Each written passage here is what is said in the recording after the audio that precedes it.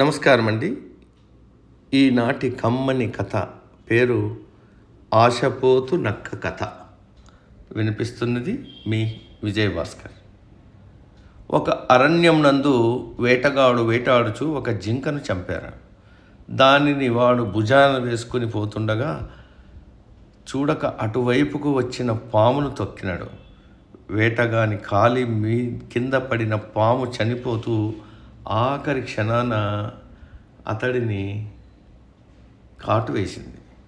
దానితో ఆ వేటగాడు తక్షణమే మరణించాడు.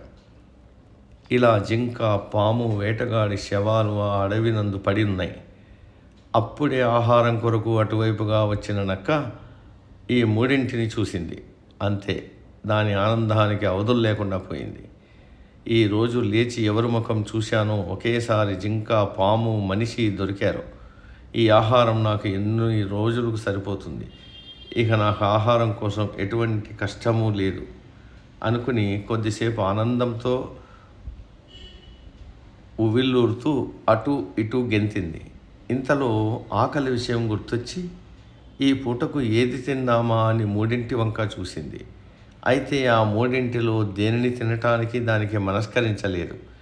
ఈ పూటకు ఏదో ఒకటి దొరికింది, తినేస్తా. ఉదయాన్నే ఈ పాముతో మొదలుపెట్టి జింకను ఒక 10 రోజులు, మనిషిని ఒక నెల రోజులు తింటా అనుకుని సమీపంలో ఆహారం కోసం ఏదన్నా చిన్న జంతువు దొరుకుతుందేమో అని చూసింది. వేటగాడికి సమీపంలోనే వాడి విలుత్రాడు పడి ఉంది. దానిని చూసి నక్క, ఇది జంతువు నరంతో చేసింది కనుక ఈ పూట దీనితో నా ఆకలి తీర్చుకుంటానని దాని దగ్గరకు చేరి ఆ విలుత్రాడును తన పంటితో గట్టిగా కొరికింది. ఆ విలుత్రాడు తెగడంతోనే దానికి కట్టిన పుల్ల వేగంగా వచ్చి నక్క గుండెలో గుచ్చుకుంది. అది బాధతో మెలికలు తిరుగుతూ తన ప్రాణాలు వదిలేసింది.